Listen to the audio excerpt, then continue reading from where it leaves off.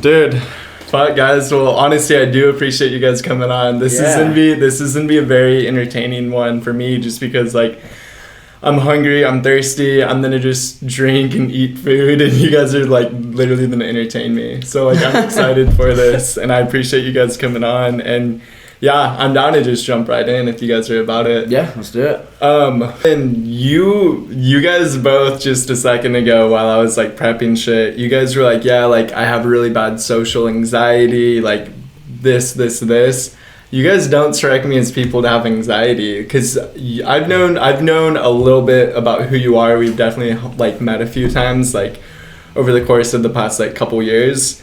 And you're very active, you seem like you're doing shit, you're going to festivals, you're dancing, you're putting whatever the fuck you want to put on your Instagram stories, like, you say what you want to say, and from the times that I have met you and kicked it with you in a group setting, you seem like a perfectly normal person. And same with you, like, exactly what I just said about Trystan, same to you. I'd say, like, when I say I have social anxiety, it's just with people, I'm in a random group, like a buddy takes you to a party with this random group, and you have no clue who anybody else is there, and you're like, well, shit, what did I say to you? Did I say hi? Like, how do I fucking make weird eye contact? Like, but like, once you break that ice, I'm golden.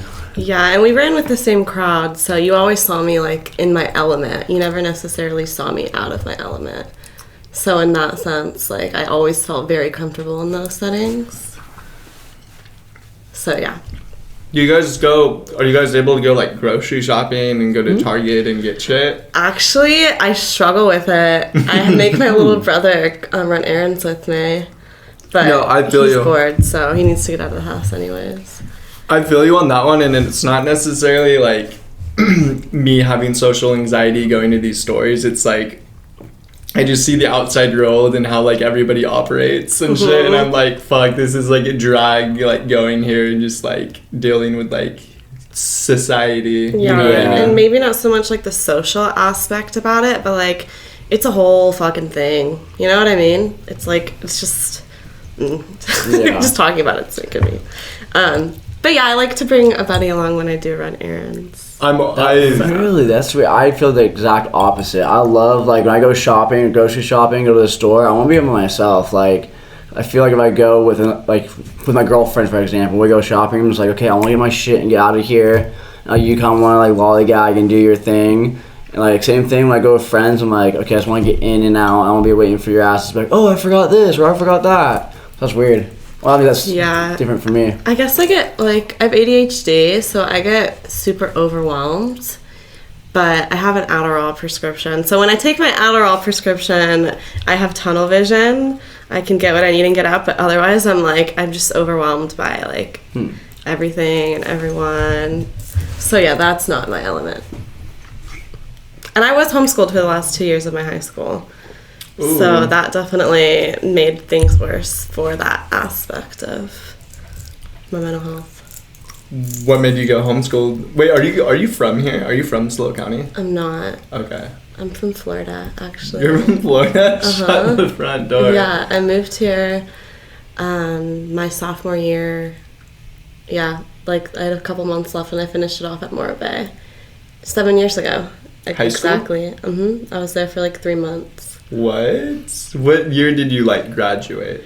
I was class of 16, but I graduated in 15. Okay. But I ended up going to SLO High. So I finished off my sophomore year at Morro Bay High School, and then I started up my junior year at SLO High, and I was there for a few months, and then I did homeschool. Yeah, I mean, I struggle with my mental health, and it's just like public school, it just wasn't for me. Like, it was just too fucking much. I thrived when I started doing homeschooling. I, like, got really good grades, but, yeah, regular school just wasn't. I'm not built for it. Did we go to school together? I mean, were you there at Morro Bay in 2014? What year I'm did you class of graduate? 2016. So then, yeah, we were in the same grade. We were there at the same time. Oh, wow. That's fucking trippy. Who did you hang out with? Really nobody. No. You know, like, Jessica Rivas. Okay, I think I know who that is. I mean, I wasn't in, like, Victoria Lane. Yeah, I know who that is. I hung out with them. Okay. But I was literally there for, like, 3 months max. Okay. So it was probably, okay, super quick, in and out. Didn't kick with anybody too much. Not particularly. He went to Morro Bay High School. He was gone by the time I was there. Yeah. I graduated in 2013. And you guys are, for anybody watching this, you guys are long lost siblings. Yeah. We are. Can we talk about that? How the fuck did you guys find each other, and how the fuck did you guys get lost? Well, we're half siblings, first off. So, like, a little bit about me is when I'm the oldest. When my dad had me, it's just kind of like a 2-night stand in Alaska sort of thing.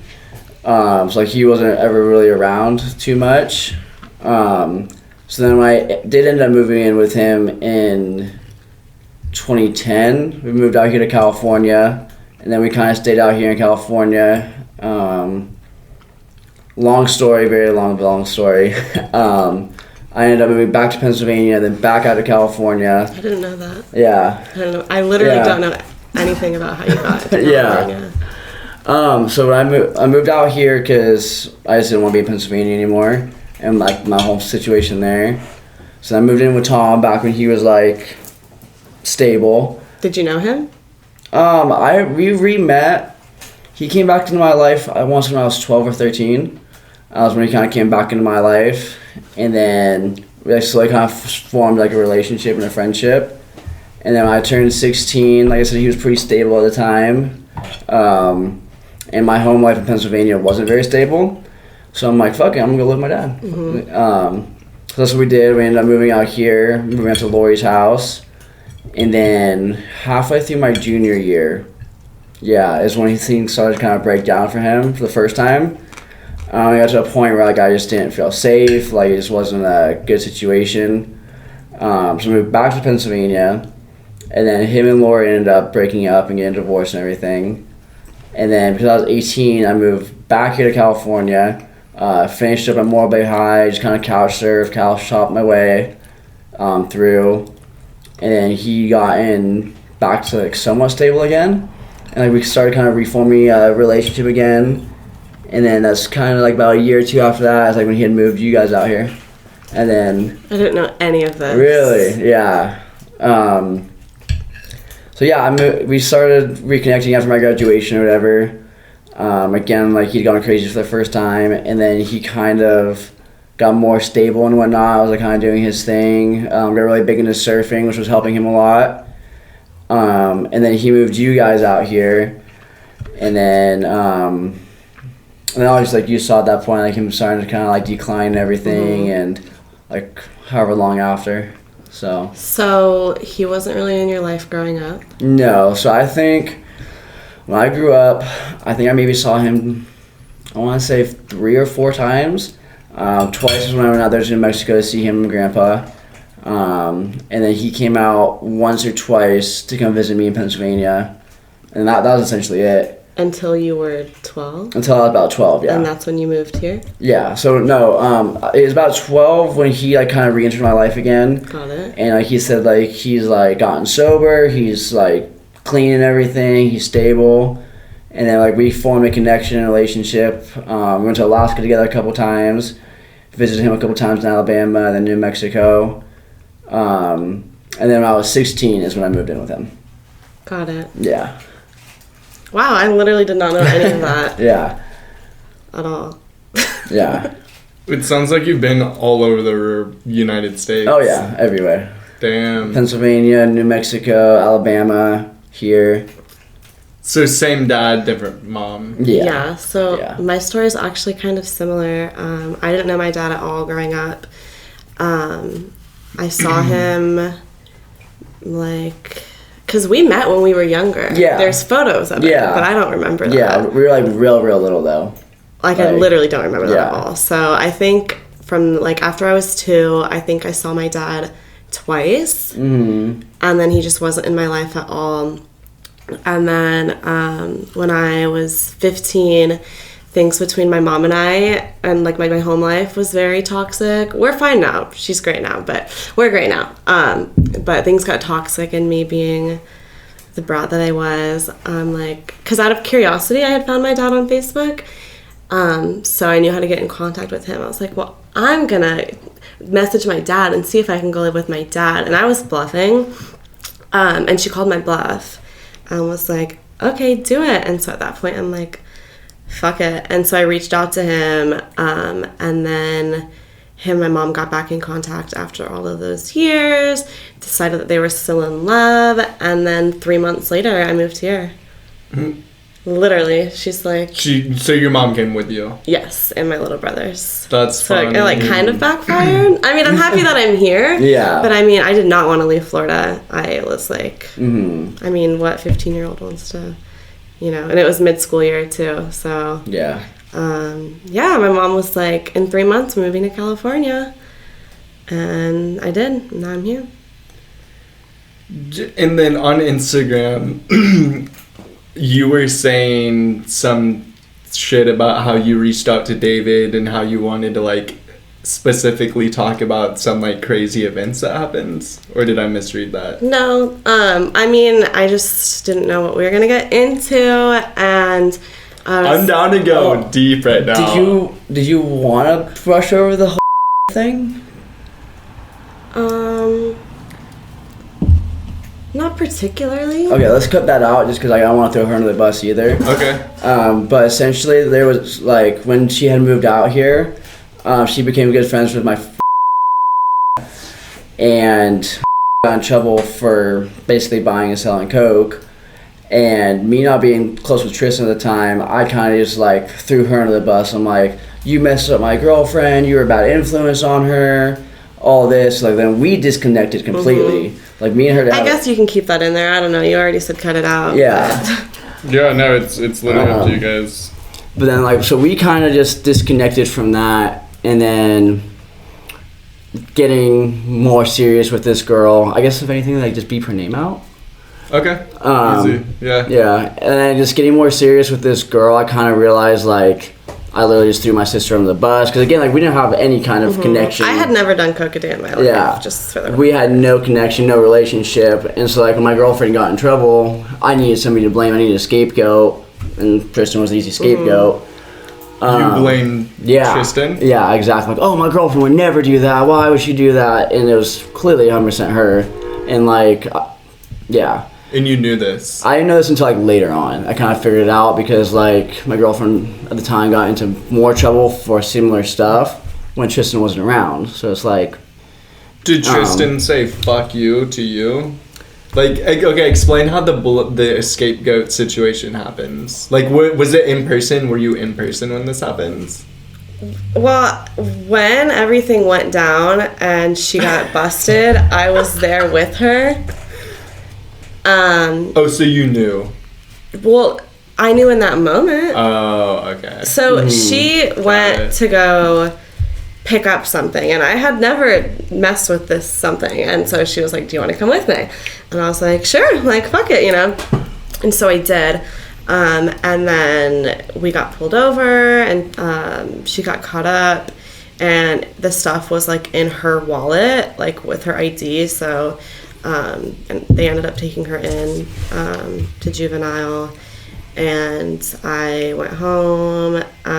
So that was, like, the extent of what I was involved in that. Mm-hmm. And then I was on a trip to Pennsylvania at the time. I was actually on my way coming back, and again, like, just blame Trystan. I'm like, my girlfriend wouldn't do that. Absolutely not. Blah blah blah.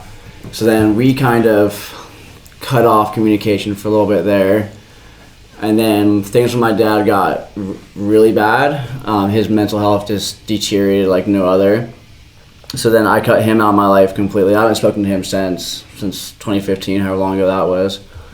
And I would say we reconnected. I can't really remember why we decided to reconnect, but I knew you were at Lightning in a Bottle. And I'm like, you know what? I'm going to send her a message. I'm going to Lightning in a Bottle. Like, let's link up. And I don't think we actually linked up at that Lightning in a Bottle. We did. Oh, we did? So we had met up before that once.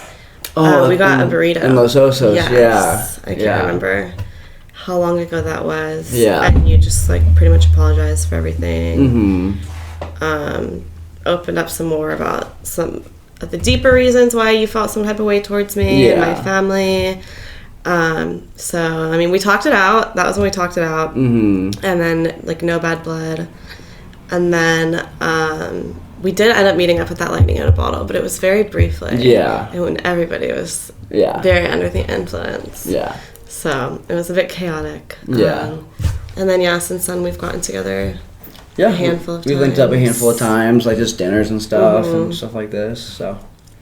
Yeah, but I mean, I obviously don't. I mean, I didn't even know your story of how you got out here. Yeah. So.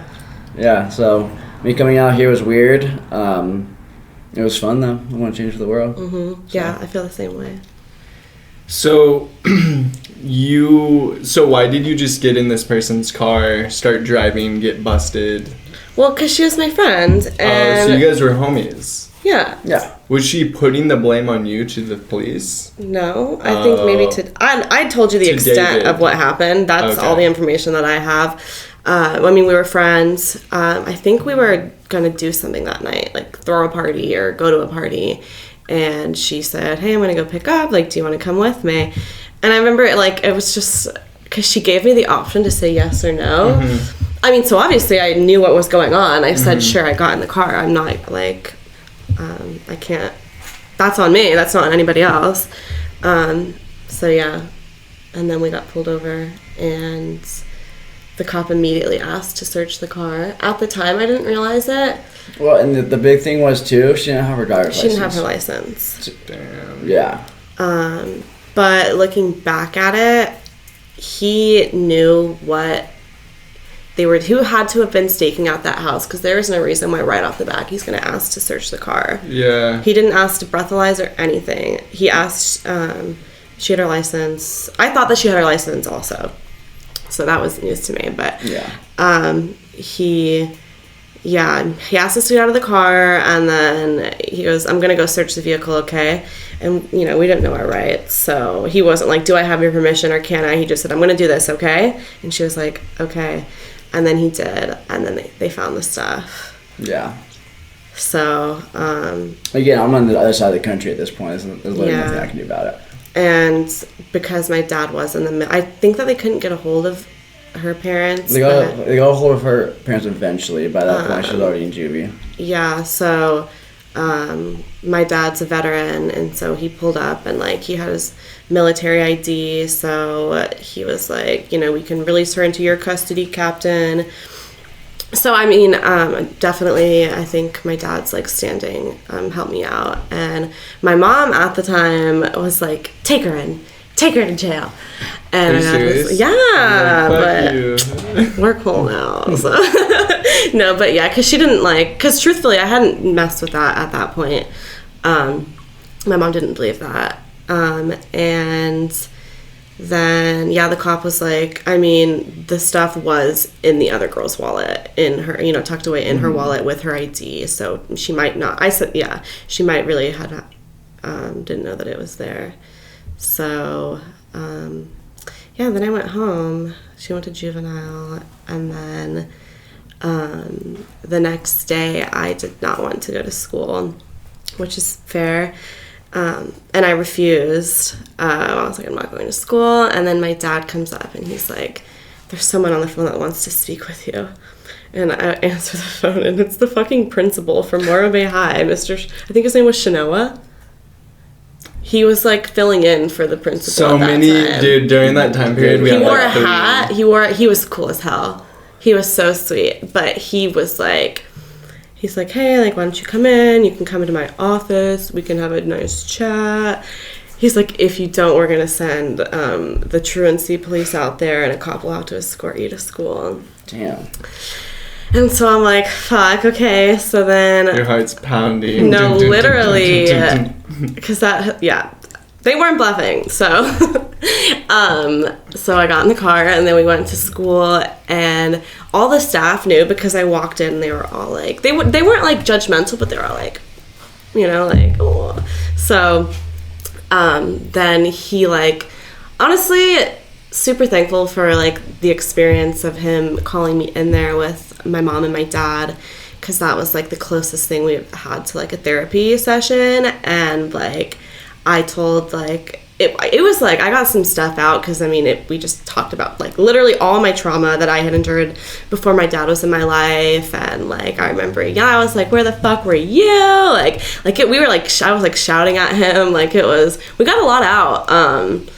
The principal was like our literal like therapist in that moment and like talked us through it, and it was like strangely enough, like obviously the situation was awful, like I feel terrible that happened and like how that affected her, but that situation led to the point of like me having that conversation with my parents that I don't think I would have had otherwise.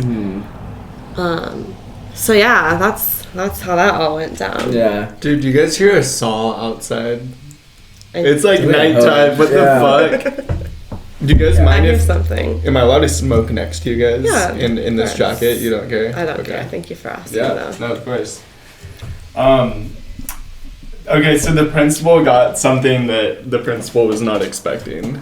They were like, "Oh fuck, we should have just let her stay." Yeah, well, we're family therapy now. Yeah. Well, no, it seemed like that's the key. That seemed like what he wanted. Like he was pushing for it. You're probably there for it. You guys, there's no way you guys sat down for less than like an hour. I feel like this is a 2-hour thing. Oh yeah, and you know something funny was that he shared like a wall with like the I don't know what they call it here, in school suspension or detention. And apparently, and so I had told one of my friends that happened. And she was like, "Oh my God, that's why he's like they turned on music and they never turned on music, and it was quite strange to drown out the sound of me yelling." So yeah, I mean, I'm super thankful for it, and like we all cried. The fucking principal was crying, my mom was crying, my dad was crying. I swear to God. So it was an experience for sure. Oh yeah. Yeah. So that's that. I want to read this really fast.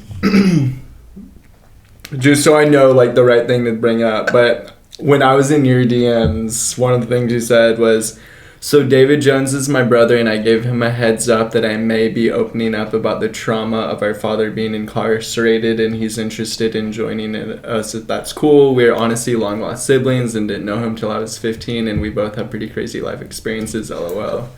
LOL. What happened? So That's like... he's mentally ill.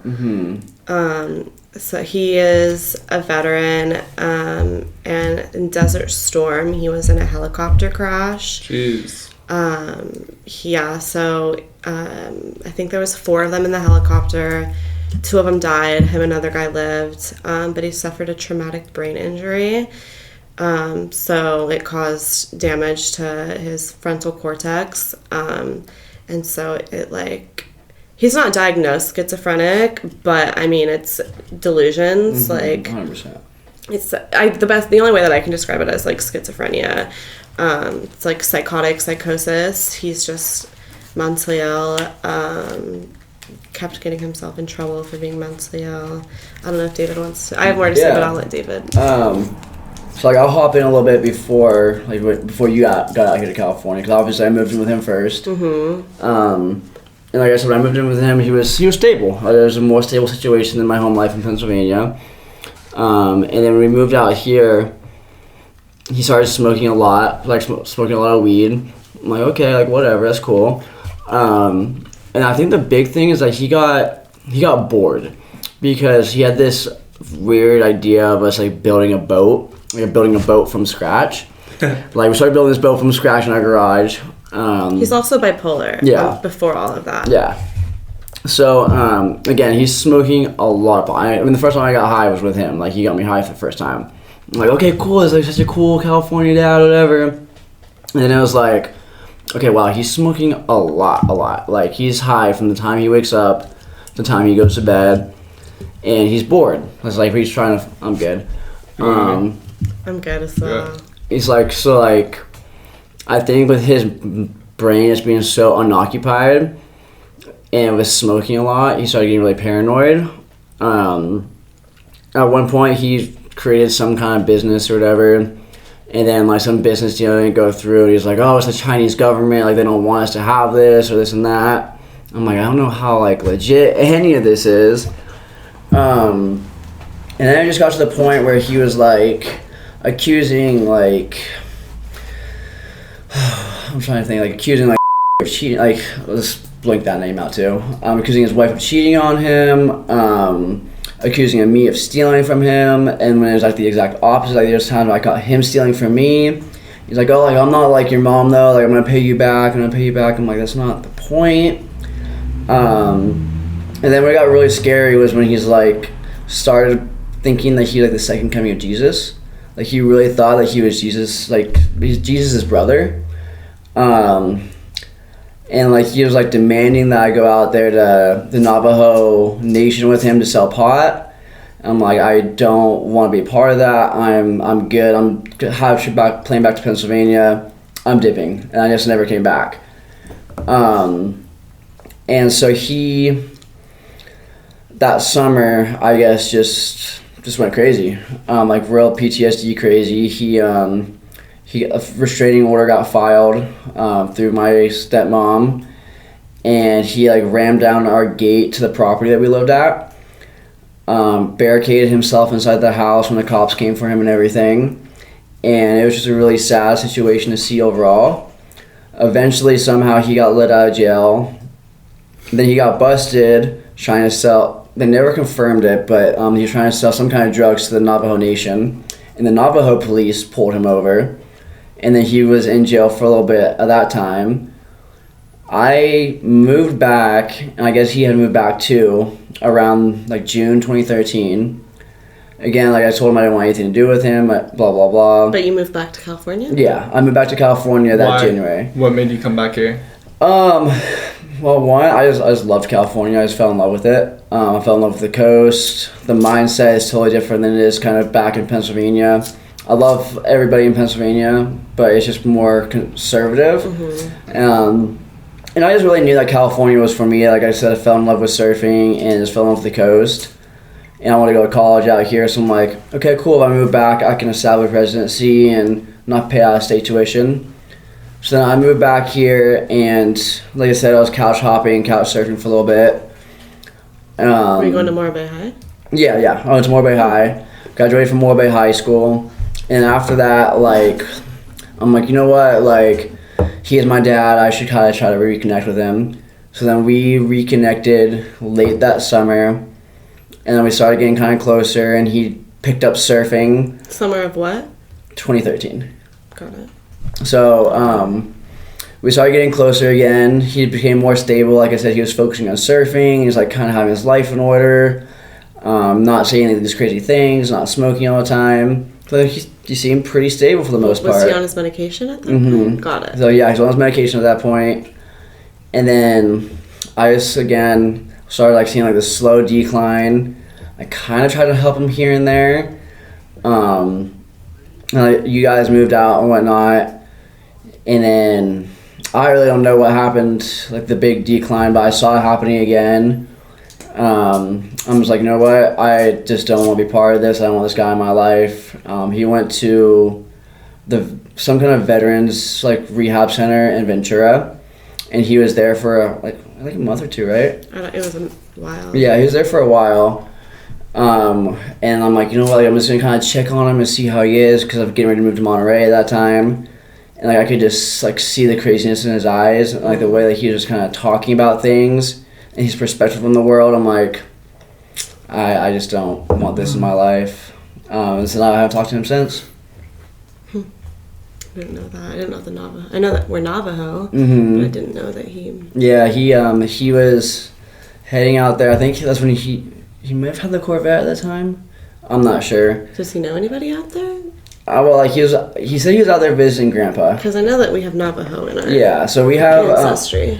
Well, that's the big thing is he's out there like visiting Grandpa, because Grandpa lives in Albuquerque, New Mexico, and one of his business idea was to bring infrastructure like Wi-Fi, internet, and stuff like that to the Navajo people. And that was a business thing that he was working on for years, and then it just kind of like fell by the wayside and never heard about it again. And then all of a sudden it's like, oh, I'm out there trying to redo this. I'm like, you haven't talked about this in years. Like, how these connections? But he got pulled over for trying to sell some kind of illegal substance out there, and he was in jail for a little while. Are you serious? Mm-hmm. Jeez. And that's during that time too. That's where like a restraining order got filed from my stepmom, because like she didn't feel safe with him being around the kids. Yeah. So she did that, and I guess she slowly kind of let him like be around the kids again, whatnot, like his kids, our other siblings. And then eventually, though, it reached some kind of peak again where she's like, nah, like, you can't be around these kids. And, like I said, like, I haven't talked to him in, like, 5, 6, almost, 6, 7 years now.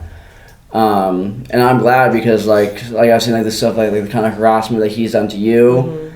And it's not healthy. It's just not something I want in my life. I do feel like, to an extent, like you were saying, like, the VA kind of failed him, but at the same time I think he kind of failed himself a little bit for not taking his medication and not being on top of that. But then again, I'm blessed that I don't know how to say this. I don't know how it is with somebody in his position. Like, it's easy for me to say, like, oh, like, you just take your medicine, you'd be fine. But somebody in his shoes, I don't know, like, what he's thinking, you know what I mean? So, like, I do think that the government failed him, the VA failed him for being a veteran. But at the same time, like, he also kind of did it to himself a little bit. I think that's true in any aspect of life, but, yeah. So before the head injury, he already had bipolar disorder, and I have bipolar disorder as well. So as far as these, like, a lot of, he gets very manic, so all these, like, new business startup ideas, like, that's just mania. And I'm medicated now, but I do know what that kind of feels like, to just have this idea and, like, just kind of run with it. So, like, that on top of his, like, psychosis state. But so, yeah, when we moved out here, I knew that he was bipolar. I knew that he had the head injury. We knew a bit about we really only knew what he told us. Yeah. We didn't know any better. We literally didn't know any better. We didn't realize the extent of he was, like, quite literally psychotic. Yeah. But I didn't know about any of that. And then I had heard the whole thing about him. Like, I knew that he went to jail for a little bit in New Mexico. And then I knew that he got in trouble here before I got here for, like, ramming down but he told us a different story. Yeah. So we really didn't know any better, and he was taking his medication, and I mean, when he's on his medication, you can still tell that, like, he's not quite, so he has, like, no impulse control. And so, like, when he was medicated, the extent of which I saw his, like, mental illness manifest was, like, these crazy, was the same way that I kind of seen mine manifest. Just, like, the mania just gets this, like, he started up that multiple businesses while he was in my life, and he was in my life very long. And then, like, one time I remember we were driving and, like, he missed his turn and he literally just drove over the median. Yeah. He was a fucking savage. So as far as and my mom was like, no, like, Tom, don't. Yeah. So, like, that was the extent of which I saw his, mental health. Yeah, one of the things that I noticed, I can't think of a specific example, but, like, he would watch a movie or something, and then what he saw in that movie, he would somehow twist into, that happened to me. This was my thing. This actually happened to me. And it's like, no, Dad, I know what you're talking about because we just watched this movie together, but that's not... It's like, no, son, you weren't there. You don't understand. And the thing about him is that he was an alpha male, and being in the military and being a commander and everything, like, what he says goes. So when somebody starts questioning that, it's like, you're a problem, like, you need to be put in your place sort of thing. And it's like, yeah, no, that's not going to work. And, yeah, me and my mom, we only knew what he told us. We really didn't know any better. We didn't realize that he had been a threat. And then he had we went to Florida. So this, I don't even remember when this was, like 6 years ago. We went to Florida, but my dad had stayed here, so nobody was like checking on him. Mm-hmm. We thought that he was able to take care of himself. We didn't realize that somebody had to check on him. Yeah. And that's when he had gotten off his medication. And we didn't know. And I was 16 at the time. And so we get back from, you know, this 2-week vacation of visiting home.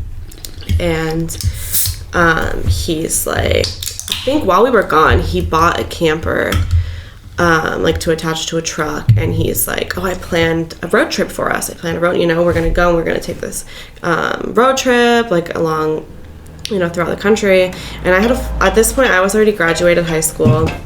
And I was working full time, and I had just taken 2 weeks off to go to Florida. So I'm like, I can't go. Mm-hmm. And exactly. I remember that, not that, but situations like that where if he planned something or he wanted to do it and we didn't, it's you're an ungrateful child, you're terrible, you don't care about all this effort and stuff I put into you, all that sacrifice for you. It's like, you know, we just can't. Yeah. So, I mean, my family, my mom was like, fuck it, like road trip, okay. You know, it was off, it was strange, but she didn't know that he was off his medication. Mm-hmm. He just was impulsive. We knew he was impulsive. We thought that was all that was going on.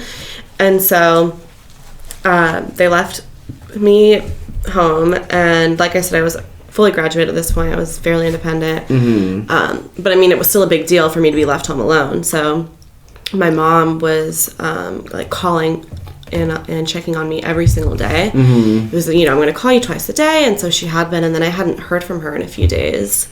And I knew something was up if I wasn't hearing from her. Yeah. And my older sister, who lives in Florida, calls me, hey, have you heard from Mom? Like, I'm quite concerned. I'm like, no, I'm really worried about her too. It had been like 4 days, and she would call me like at least twice a day, every day up until then. Yeah.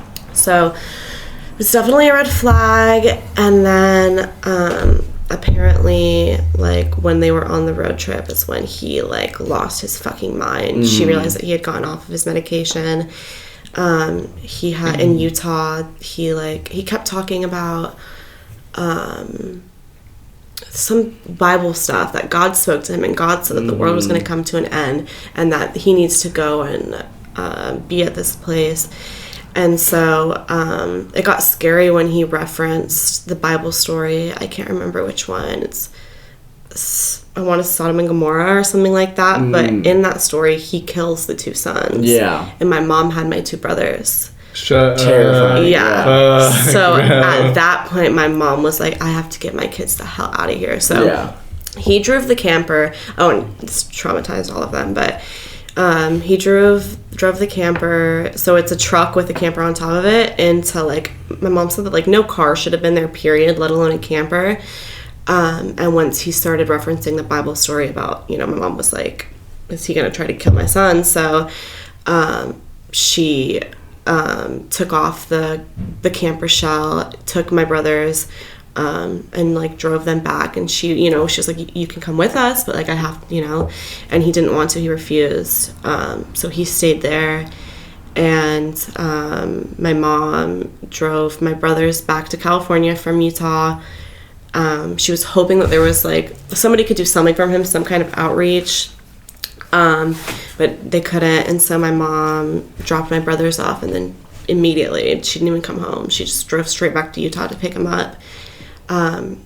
Scheduled an appointment with his psychiatrist to say that he had gotten off his medication, got back to California, and then when they were at the psychiatrist's office, the SWAT team busts in. Yeah. So, you know, let alone like for somebody in that position, like how could he ever be expected to trust any kind of medical? Exactly. So, you know, it's easy to say like, you know, he failed himself, but once that happens, when he's in that position, he's there to get more help. He was there to get back on his medication. The fucking SWAT team busts in and points guns at them. So like at that point, he had, I don't know. Again, everything I know is just from what she's telling me. You don't know. You haven't heard any of this? I heard a little bit of that. I remember your mom telling me, like, after that trip, like, I don't want him anywhere near my kids. Like, I'm not dealing with any of that. Yeah. I remember hearing about, like, SWAT getting called or whatever, but like, I didn't know, like, all the reasons why. I know that she was posting some weird shit on Facebook, talking about killing cops and stuff like that. So that's about all I knew, but... Yeah, that's pretty fucking crazy. Yeah, so that happened. And I think in that instance, he had called people out by name that had, supposedly mistreated him when he had previously been in the system. And so he went to jail, and then I think at that point he had been, at that point he had my mom on his side. My mom wanted to advocate for him. She tried to advocate for him, and his delusions, he literally called her the Antichrist. He convinced himself that she was the one that called the SWAT team him, and my mom really, didn't want to advocate for him. And he didn't want her to, and then I had made it out there to go see him in jail. He said that he didn't want to see me. And then from that point on, honestly, it kind of all blurs together, but I feel like before that he had gotten in trouble and gotten sent to... He did. He went to jail once before that, too, because he had probation, not allowed to have a gun or anything. And he had... my grandpa's gun was at his house for whatever reason. And my little brother... My little brother was over at his house, and there was he was just playing in the garage or something, and there was a fire detector or something weird. There was loose wires, and so my little brother, saw this, and he's thought it was a bomb or something. So he called it the bomb squad. He called the police on himself, and the police came out there, and they're like, "There's no bomb or anything. There's no threat." But he was saying some other crazy stuff too. It's but there is a gun, and you're not allowed to have a gun. And then, so when he went to jail, we started kind of moving some stuff out, and where my dad's chair was, underneath there's a hole, man-made cut into it, that he was throwing stuff, electronics and stuff down. My little brother had lost his phone, and that's where it was. There was a VCR play, all kinds, that house over on Johnson, yeah. What? Yeah. All kinds of weird shit, just random electronics thrown in there. So again, he thought the government was after him, and that there's a bomb in the house. So yeah, he ended up going to jail temporarily for that. At one point, he went to a mental health place or something like that. And I want to say that was shortly after. I don't fucking... Honestly, it was all so traumatic, and it all blurs together. Yeah. But I do remember that after that instance, we tried to advocate. So he's mentally ill. He needs help. He didn't need to be in prison. And we tried so fucking hard. I wrote letters to the judge. I called everybody I could call, and he still ended up being incarcerated. And I think that that speaks a lot about the system, the way that we're so quick to throw mentally ill people in jail instead of giving them the help that they need. On that subject of just the jail system in general, not even just throwing mental people in jail, but also just people in general. 1,000%. You go to jail and it fucks up everything. I don't know if you guys have seen that movie. It's on Netflix. Have you guys seen Game of Thrones? Yeah. Jaime Lannister? Yeah. So he stars this movie on Netflix where he ends up going to jail. He got a DUI. He ended up going to jail. And then from having a DUI, he had to join a gang to survive in there. And then became a full-blown killer. He got out and became a kingpin or something like that. All over a DUI. Because the way our jail system is, one, with it being privatized, is that there's so much money to be made off more people being in jail. And it's not rehabitual, like you were saying. A mentally ill person is not going to get the care and they need, let alone not even a mentally ill person, just somebody who's misguided, somebody who grew up on the streets. You throw them in there in this gang mentality, it doesn't rehab people. And it's not for rehabilitation, and it's a $5 billion industry. Yeah, the fact that it's privatized is biggest Why scam. are we making money off of incarcerating people? That doesn't make sense. Yeah. And, do you know what the 13th Amendment is? No. It was the abolition of slavery. unless there's a loophole, unless used as form of punishment. And so it was after slavery was abolished was that we started mass incarcerating people because the economy couldn't afford not to profit off of this labor. It's even like, we still see it today, even just here in California, when there's these massive wildfires and whatnot, a lot of that help is people who are incarcerated. They are being used as basically free labor. And even like Target and like so many big brands.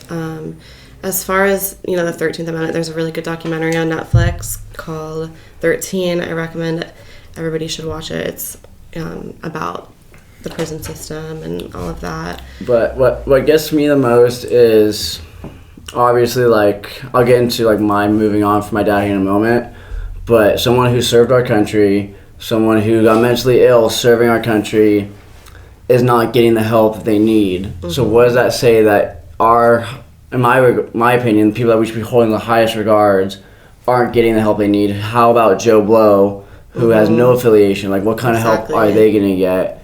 And it just makes me wonder how much they really care, you know? I mean, you guys said the answer, like thinking bigger picture, which is what you guys just fully did on multiple different levels and multiple different parts throughout that entire like duo story. You guys killed that story, by the way. That shit was good. That shit was good. Dude, it's just a fucked up system on all levels. So like I really do think at least 80% of the population do agree that putting somebody who is mentally ill, mentally not stable to be in that environment, to be in that situation, I think a majority of the entire United States would agree, right? Like it's not helping. It doesn't make sense. You're gonna come out fucking for sure worse. And like, I also like how you guys brought up, like, dude, like, I don't think the government really cares about us if all these politicians and like big heads are making all this money off of the jail and prison system being like $5 privatized. billion a year, over $5 billion. Jail should be a place for getting better, stable people. Well, yeah, that too. Yeah. I guess if you wanted to turn it into that too, I was gonna say for like people who literally should not go out in like public again because they're gonna like strangle people, like rapists and murderers and people that go and shoot up a school. Personally, I don't want those people out in public anymore. But yeah, like the people who are like actually diagnosed with shit, like they need a very that haven't blown up a fucking school yet or some shit. That's the key word.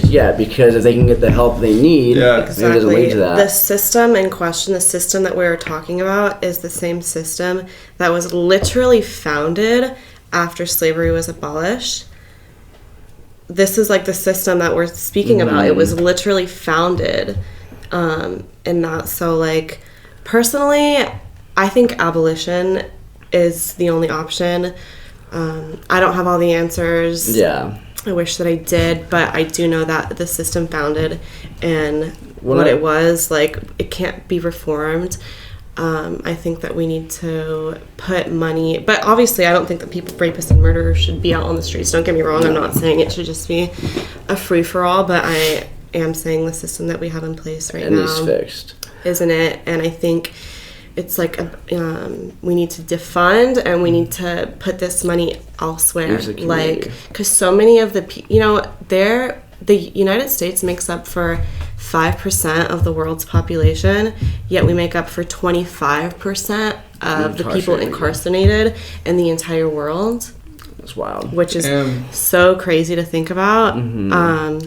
So I think we need to look at, like, a lot of people in prison and in jail, they're not there for murdering, they're not there for rape. If we look at the jail system versus the prison system, for sure, like we said, like, rapists, murderers, that's a whole other story. Somebody who's gone to jail for either they were mentally off their meds, and also just like low level offenses, like, it needs to be more of a rehab, not a rehabilitation. Not a punishment. Exactly.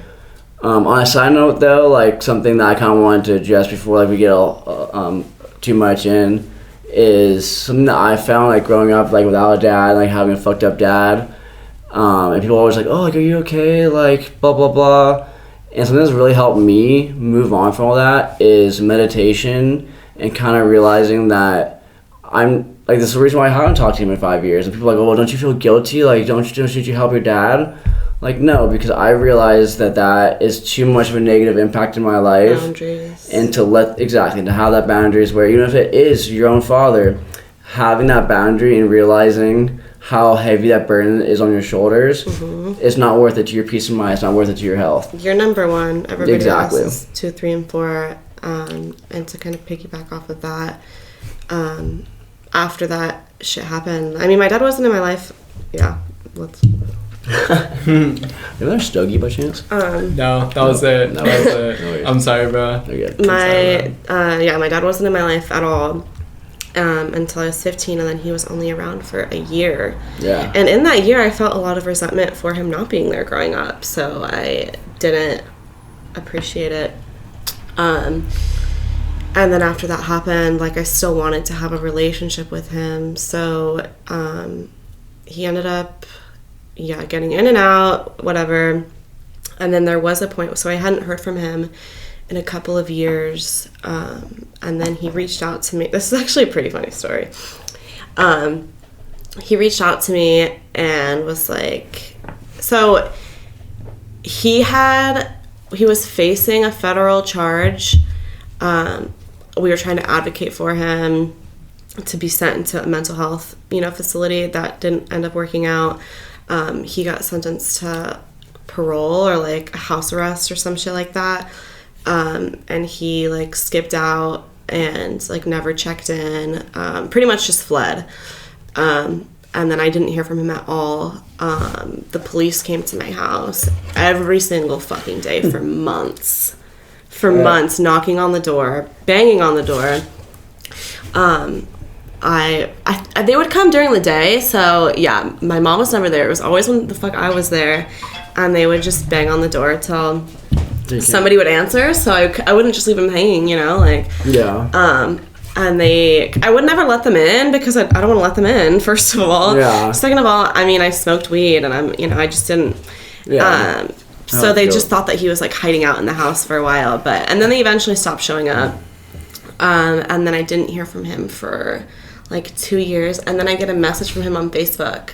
Hey. No, not even hey. What's up? Yeah. I'm like, oh my god, like, hi, I missed you, whatever. And at this point, I mean, I'm 6... Actually, I think I was like... It all blurs together. So no, at this point, I think I was like 18, if this was about like 2 years that I hadn't heard from him. So I had already moved out. I was living on my own. And then he goes, it was like 2 years later. I was 18. I was still pretty ignorant to the fact that like he was dangerous and like he was a threat. And I didn't realize how much of a threat it was until later on when more shit happened. But he goes, I have something for you. Can I drop it off? Can I drop it? Yeah. He's like, can I stop by and drop it off? And I'm like, oh, I'm not going to be home. Like, will it fit in the mailbox? And he goes, no. And so I'm like, okay, we'll just leave it on the deck. I get home. It's a fucking sword. It's pretty rad though. It's a literal sword. Like, I'm like, will it fit in the mailbox? No. And so I'm like, what the fuck is this? Like, and so that was quite strange, but I'm like, whatever. Like, it was just more, I mean, it's still pretty fucking funny, but It was more funny than anything. And then I tried to have a relationship with him after that. And we like met up, and he met my boyfriend at the time. We started to build a relationship. And then, like you said, just boundaries. It got to be too much because it got to the point where he was like texting me every day, paragraphs and paragraphs about his delusions, saying my parents are my real parents. They like killed them and took me. Just some crazy shit, dude. Like some absolutely gnarly stuff. He delusional. Every single fucking day, I was getting paragraphs of these texts. And I mean, I loved him. I wanted to have him in my life, of course. But it got to the point where, like, I'm number one. Mm-hmm. Everybody else is 2, 3s, and 4s. And, like, it was taking too much of an effect on my mental health. So it got to the point where, like, it was affecting my mental health. And I'm like, I just can't do this. So then I ended up, like, cutting him off completely. And every so often he'll, like, pop up back up and, like, get a hold of me. Like, one time he found my Twitter and followed every single person that I was following, and, like, people that I knew in real life. And so I had to DM and say, hey, can you block this person? Like, Was he messaging them and shit? No, I don't think so, thankfully. Thankfully, because I know. And so I'm like, hey, I don't even remember how the fuck I handled it, but I mean, he's in SLO County right now, so he's locked up though. Yeah, so dude, he watches that's what I meant. Yeah, yeah, right. I don't think he will. But like my Is this wood? No, there is wood actually behind this door. Yeah. Okay. My big thing with him is, I guess, like, every boy wants a dad or whatever, you know. Growing up without him, and then the tremendous disappointment that he left me with, I think that it's pretty easy for me to move on and be like, you know what, I didn't have a father figure. I found father figures in my friends' parents and my coaches and good people in my life. I think I realized a couple years ago that while it sucks and it's shitty I didn't have one, I didn't need one. And at this point with him, I don't want him in my life whatsoever. I wish him the best. I hope he gets the care he needs. But I still talk to Grandpa, like my grandpa, his dad. We still talk pretty regularly. He's like, it's sad that I want my son to do good, but like he's not welcome around here. I've tried helping him multiple times, and it's just not good. And so like I respect the fact that if you don't want him in your life, like I can't give you shit. I don't fucking want him in my life. He's my own son, you know. So I think while it is sad for that aspect, like you said, it's just the baggage outweighs any guilt I have. I have very little guilt. I feel the same way. I've made a great life for myself. You're making a great life for yourself. And like you said, we didn't have him around to fucking begin with. Yeah, exactly. You can't miss something you didn't have. And like, yeah, sure, you could be jealous when all other kids are sitting there playing ball with their dad. But then my fucking friends are like, yeah, you come hang out with my dad. So it's like, fuck yeah. You know? Yeah. But and then yeah, I think just overall, like, you know, I don't want any relationship with him. I would like to see some kind of change in the justice system, and those who need mental health, need help with that, are able to find that help. I feel the same way. And just because somebody goes to jail doesn't make them a bad person, you know?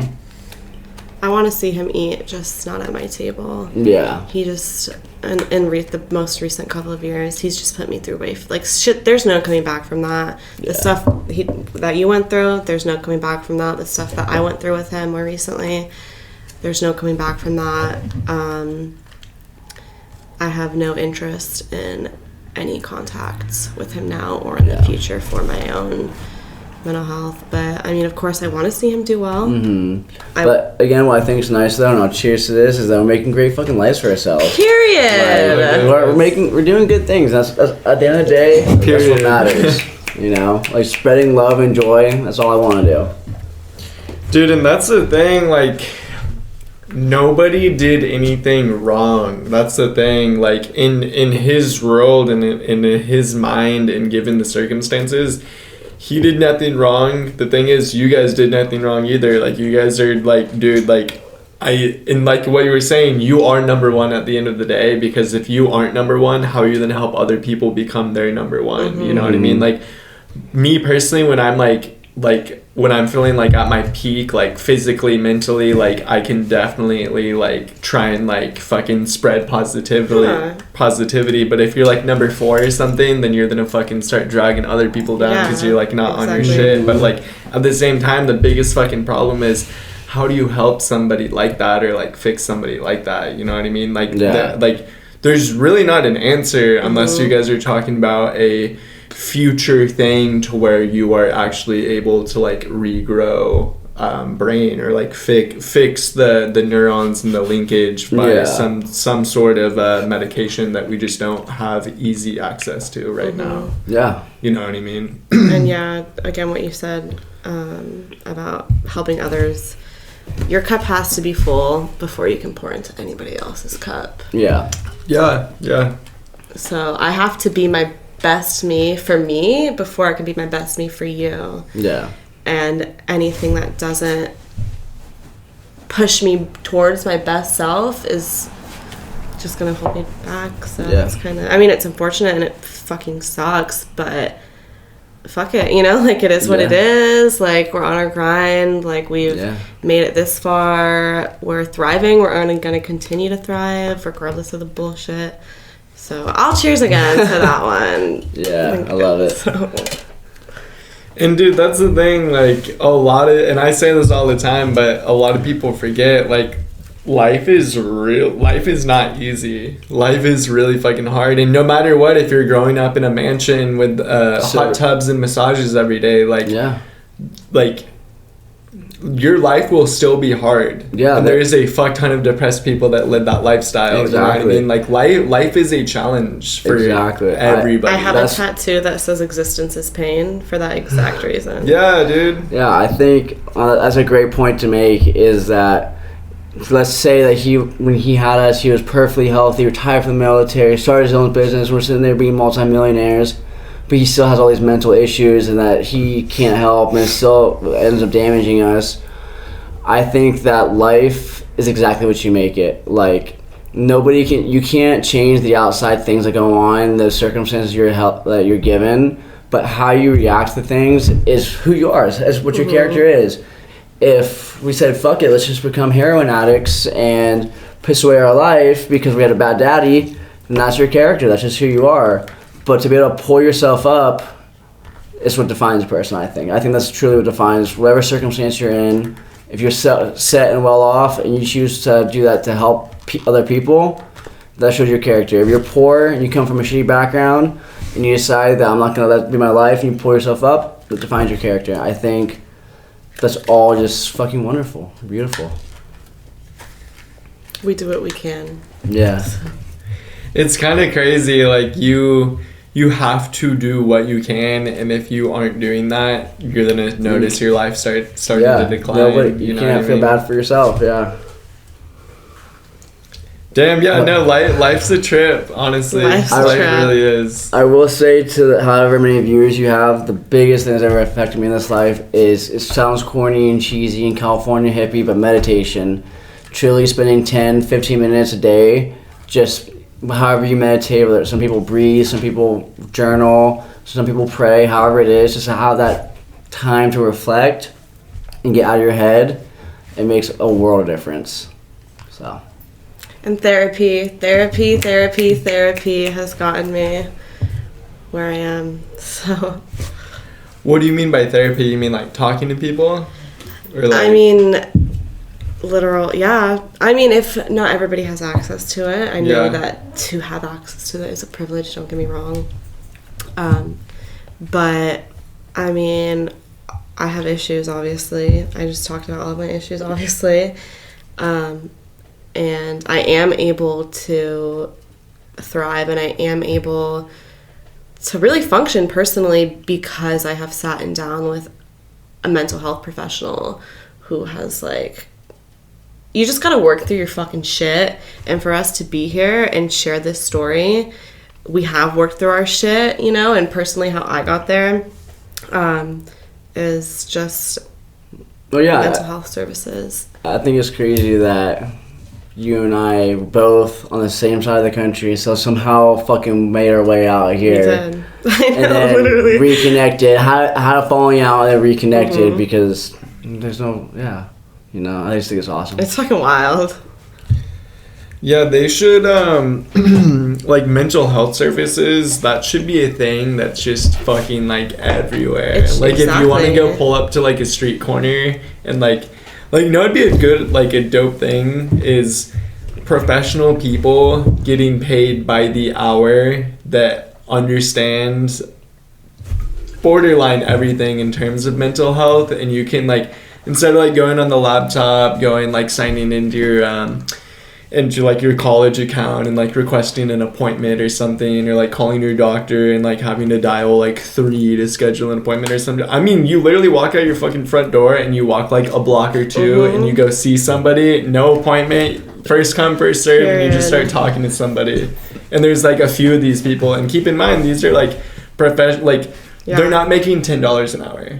They're making like a solid chunk of change, and they are here to help prescribe medicine, just talk to you for 30 minutes. And it's like guys, I mean, like in this neighborhood there's like 1 or 2. You know what I mean? Like there should be that everywhere, bro. People would be so happy, dude. You'd see people everywhere outside talking with each other. I totally agree with that. I know we've already talked about some big issues today, like the incarceration and mental health.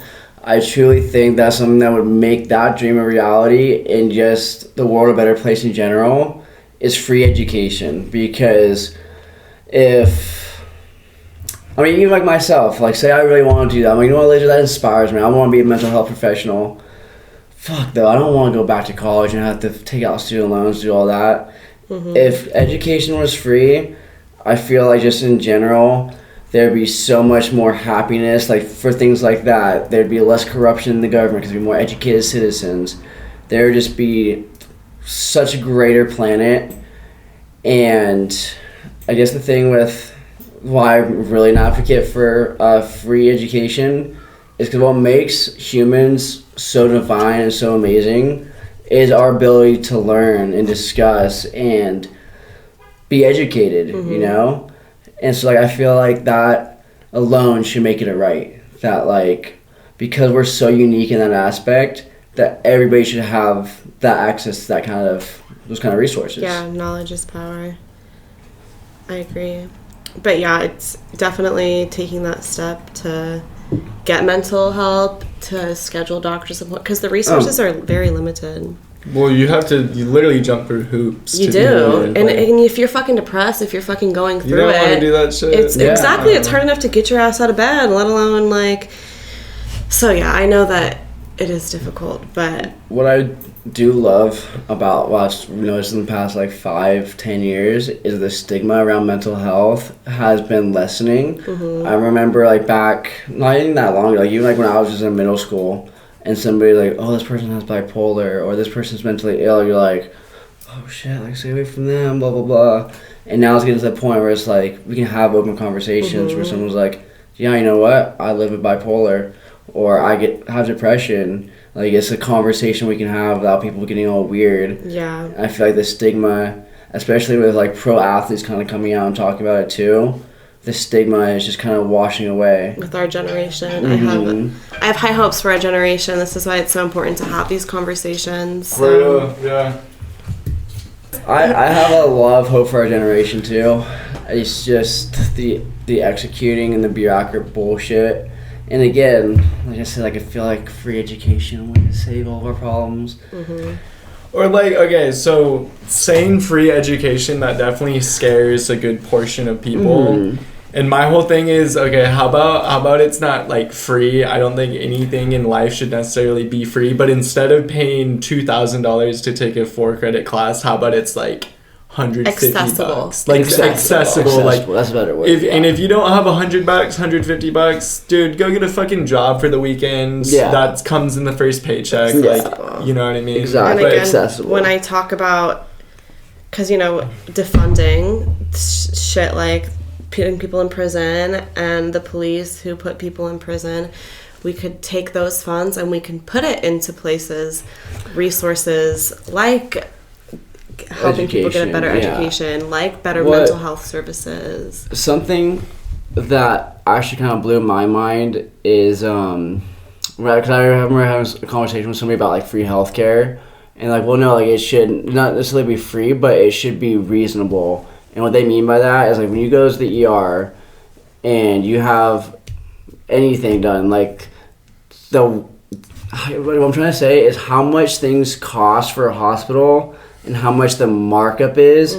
That's where the issue lies. The issue doesn't lie so much in that insurance is too much, or healthcare costs are ridiculous. It's the fact that healthcare costs are ridiculous, and they don't need to be. Like, it's. I don't know. I'm trying to get out of this. I think you're making sense. Yeah, I understand what you're saying. And that's for everything, for schooling, for healthcare, for going to court, anything you fucking name it.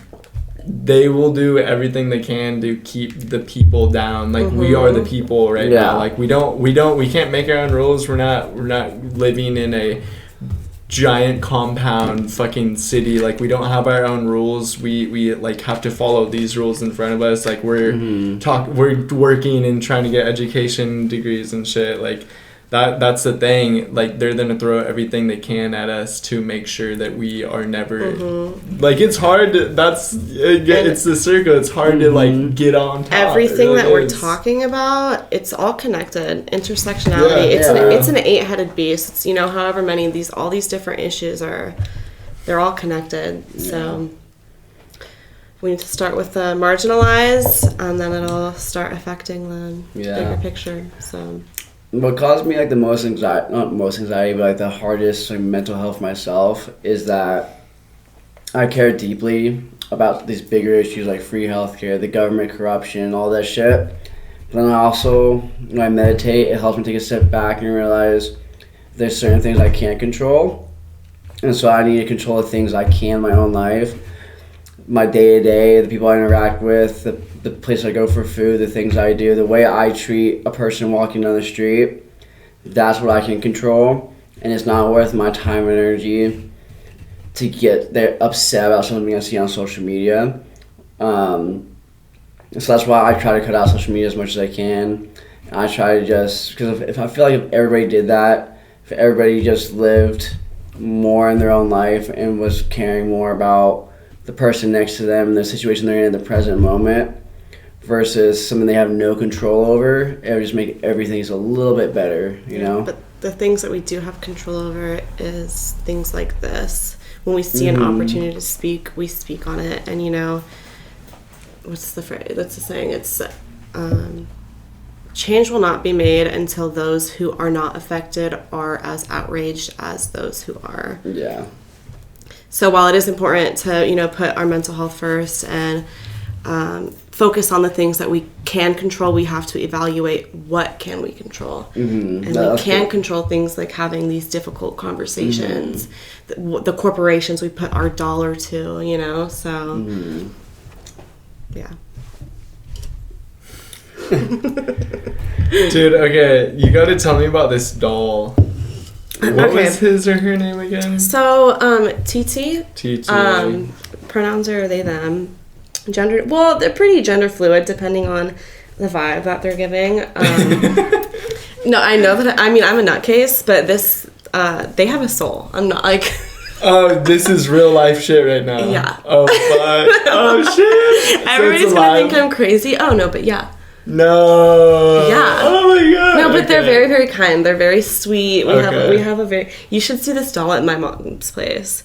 They're a child. I'm fucking... You know, I'm a lunatic, but... No, keep talking. I'm for real. How okay. did you and Titi meet? So, I pulled up to a thrift store. I was with my mom, and yeah, we pulled up to the thrift store near my house in Atascadero. Super cute. It's like a dog rescue thrift store. It's for charity, so it's on El Camino. But we pull up, and Titi is outside. And before I even get out of the car, I'm like, that is coming home with me. I'm like, they are coming. And my mom's like, Trystan, don't. She's like, haven't you, know, she was scared that it was going to fucking be haunted, whatever. Yeah. And she's like, don't, are you kidding? Like, don't. And so I saw it. I knew that it was coming home with me. It was a little bit out of my price range. But I talked to the owner so that I fell in love with them. And they made me a deal. And then they came home with me. And the rest was history. I was gonna say, I was gonna say, like, as you were telling the story, and you're like, yeah, like, as soon as I saw the doll, and I'm going, like, you must, like, I'm hoping it was for a very cheap price. And then at the end of the story, you're like, yeah, the price is high, we made a deal and shit. How much did TT cost? Well, we can't put a price on TT. But somebody did. Okay, have you Initially they wanted like $35 for it, and I'm like, I'm not gonna. I mean, I'm like, and then I'm like, I can do 15, and she was like, okay. But Okay. now they are priceless, and I would pay thousands for you. How old is TT? I don't know, but TT. So they are 28 out of 248. So it's an antique. So they're old. Okay. They're missing a finger, but that makes them quirky. Yeah, my mom made this for I'm them. not gonna lie. Like, I don't get any bad vibes from, what's her name again? TT? TT's. But They names? spooky. Yeah. I don't get any weird vibes, but I definitely get creeped out by dolls like this. Like, my grandma collects dolls like this, and I'm like, yeah. Yeah, but my mom was like, we didn't do her hair or anything. And she was like concerned, like, oh my god, a ghost. She's like, you don't have. I'm like, they look great. What do you mean? So yeah. Do you and TT talk to each other? Have you heard TT's voice? No. Okay. Telepathically? No. No? But Okay. I still speak to TT. But so actually something like pretty crazy that was kind of like made me realize like, okay, like, so my mom, very spiritual, low key kind of a medium, like, you know, she sees things, but my little brother, he's 17, Sam, he was so excited for me to come on to this. Are you serious? Yeah, because I was nervous. I was like, I don't know. And he's like, you have to. He goes, if you don't, he's like, I will fight you. Like, straight up, he's like, tell him to bring me on. You've interviewed, he's like, I know some of the people that he's interviewed. I have so much to talk about. Really? So, yeah, He's maybe been I'll watching some of these? He has. Maybe I'll give you his Instagram. He would be stoked to have you guys go on. That's funny. No, so he like walked around the corner and just kind of like stopped in his tracks and was like so shook, and he's like so TT, we always make sure they're comfortable, like in a chair. And my younger brother, he doesn't respect them as much. I'll find them like that, and I'm like, what? And everybody else in my family is like, what are you doing? So we always make sure they're in a chair and comfortable. And so he walks out and he goes, I swear to God, I saw something sitting in that chair. He goes, I saw a person. His friend's name is Liam. He's like, I thought it was Liam sitting in that chair. I saw a person. And then when I looked at again, it was just like this yellow, like, thing in a shape of a person. And then later that night, I saw something in the pantry because it was like a black figure. So I don't know if they came attached when I got TT or if they just kind of like hang out. But yes, TT is alive. So you've seen paranormal activity from TT, and you don't know if that's something just trying to like jump inside of TT, or maybe it came with TT. Yeah, but either way, like, they're chill. No, like, scary. they're fam. They're fam? Oh, they're Black fans? fam. Well, Okay. the specific whatever it was is fam. Because otherwise they'd be trying to fuck you up or something. Yeah. Okay. It's all good vibes. It's all good vibes. Dude, I want to talk more of this. Everybody thinks I'm fucking crazy, but whatever. No, because, dude, ghosts are real. My mom's Ghosts are real, for real. You want to hear something pretty crazy and kind of stupid? Yeah. We don't need to take a drink for this one. So, are you familiar with the story of Jonestown? No. Don't drink the Kool-Aid. Have you heard that phrase before? Nope. So there was this cult back in, I think it was like, don't quote me on any of this, but I think it was like the 70s. And I like listened to like 10 hours worth of podcasts based off of this specific cult, and it was like I think it was like 1,000 people. It was led by Jim Jones. 900 people. 900 1978. 1978, yeah. And it started out as like he was preaching about things that, because initially into the podcast I'm like, yeah, like the stuff that, because this was at a time when like, so this was a white man, but it was at a time where you know, racism was, I mean, racism is still alive obviously, but it was one of like the only churches in the area that were kind of accepting preaching about, you know, the color of our skins don't matter. And so it drew in that crowd. So it was like the only thing of its kind. So anybody who kind of had that belief that this was the only kind of place that they could go to worship. So then he ended up like moving them, I think somewhere in the Bay, and then out of the country. And like at a certain point it stopped being like a congregation, and I mean it was cool all along, but they weren't allowed to leave. Like if they were tried to leave, like he would make death threats. And so at one point so this is the phrase they say, don't drink the Kool-Aid. So nobody was allowed to leave, and he like put the congregation through, he would always tell them like they have to kill themselves for the cause, they have to poison themselves for the cause. So it was like a regular occurrence in which he was like, this is it, we're gonna do it now, what you're about to drink was poison. And it never was, so it just kind of like desensitized them to it. And then I think it was like so people in America were like, these are our loved ones out there. It was something in California, like government officials went out there to try to rescue these people, and like everybody who tried to leave like got shot. And so like people who, you know, think of like, you know, hear the phrase don't drink the Kool-Aid, they think that it was like everybody was willing to do so. They weren't willing to do so. They were forced to do so. They weren't allowed to leave. And then so they gave it to the children first, I think, and then it wasn't until they saw the people and the children take it first, filming at the mouth, that they realized that it was real. And the people who ran for the doors got shot, and it was shoved down everybody else's throat. And yeah, like 900 people died. By one guy, or like a the group? It was led by one guy. Oh, okay. And he had a few like legit henchmen type people. Exactly, because he separated the families. Jeez. Yeah, and the husbands and the wives. So that all happened. And I was like so fascinated by this all. I did like so much research on the topic, and there's a memorial site where it's like 500 unmarked bodies lie. I'm gonna sound so stupid for this. In Oakland, and last year I crossed it off my bucket list, and I went to Oakland, and I went to that burial site, and I paid my respects. And I took home a souvenir. What was the souvenir? It was like a little crystal, like a rock, around the memorial.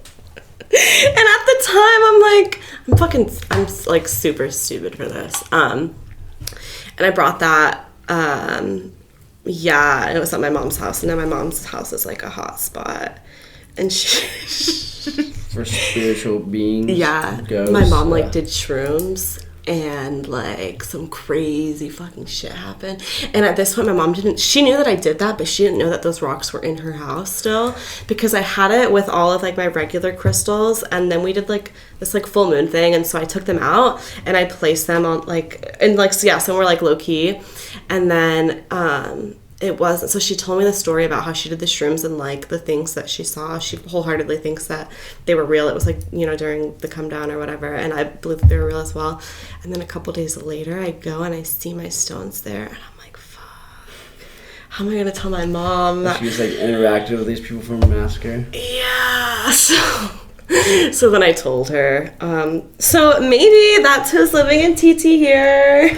I was just gonna say, I think we found the black figure. Yeah. But the vibes are good. The vibes are good in this specific. So yeah, that's a little bit of background about. You said your mom was interacting with them on shrooms? So, you should have my mom up in here. She's got a lot to say. But, yeah, she, like, had, like, have you ever had sleeping paralysis?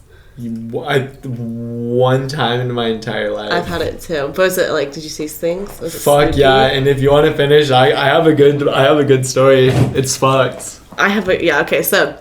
Personally, I think that my experiences... Before you get going too much, I actually bouncing out. Yeah. So I'll let you guys finish up. Okay. But thank you. Yeah. Thank you. Let's do a quick intermission because I gotta go piss. Let's walk him out, and then you tell a sleep paralysis story. I'll tell a sleep paralysis story. Then I'm done. Wrap it up. Okay. Because we're already at an hour now. Yeah. That went by fast, huh? That's fun though. Dude, are you still kicking with like? No. Say it. I was gonna say the people who I affiliate you with is for sure Sierra. Yeah, we're cool. Okay. We're not like besties, Okay. but we're still besties. She'll always be like a sister to me, but she's probably the only person. And do you know Stephanie? Steph? Yeah. She's like the only person like I still like really, really, really fuck with. But I saw her boyfriend lives around here. Tyler? And I saw Steph walking with Tyler. Fuck, this is months ago. I haven't seen them since, but I know that he lives around here somewhere. Mm-hmm, yeah. But yeah, pretty much those are the only people that I still hang with. Damn, bro. It's kind of crazy how big that, like, group of friends was in 2018, and then, like, compared to now, it's like, I'm kicking with a lot less people, you're probably kicking with a lot less people. I mean, it was like a party. Every day. Era, yeah. Every fucking day. So I kind of... Don't get me wrong, but that's not the... It was a lifestyle. Yeah, it's not for real. a lifestyle anymore.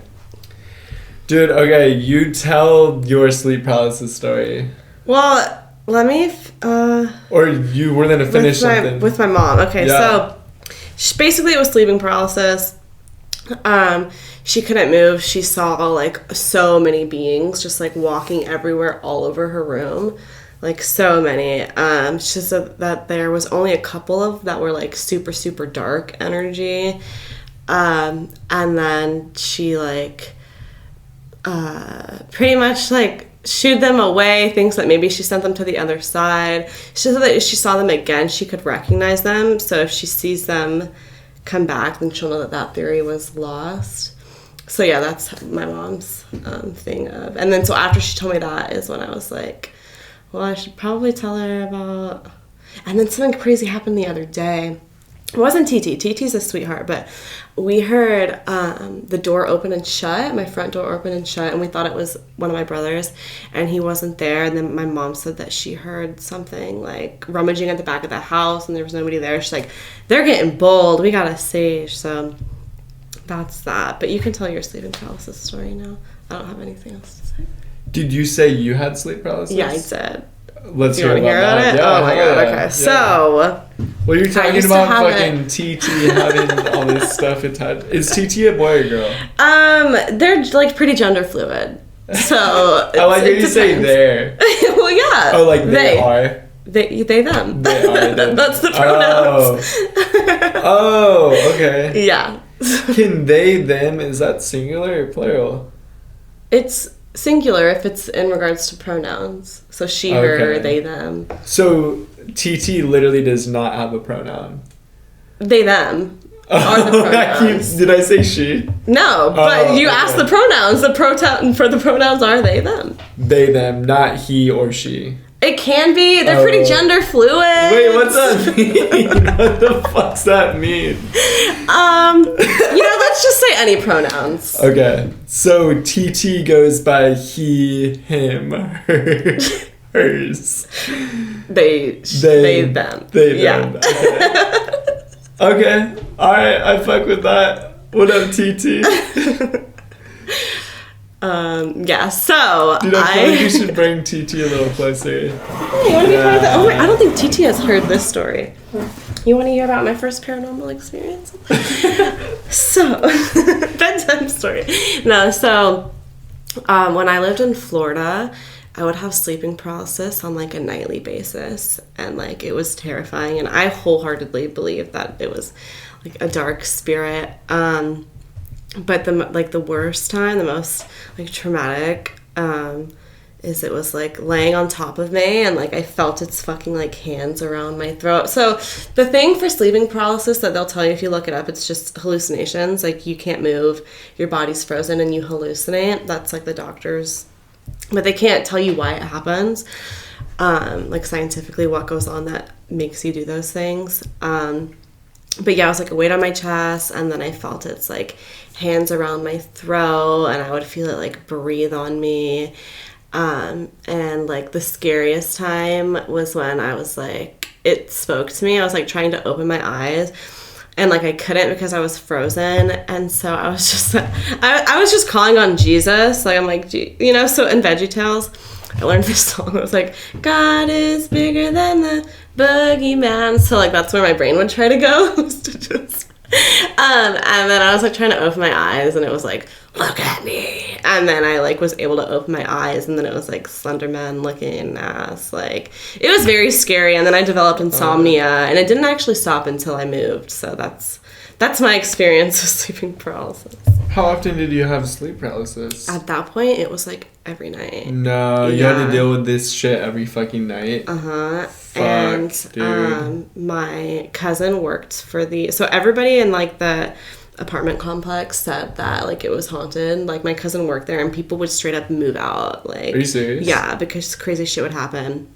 And in this specific instance, they had done like an unannounced visitation to like an inspection rather on the people that we share a wall with on the other side, and there was a bunch of like scary ass like witchcraft, like upside down, like cross, like just crazy fucking shit. Granted, you know, I don't want to further stigmatize witchcraft. There, you know, there's other stuff, but this specific, she said that there was like a lot of spooky ass shit.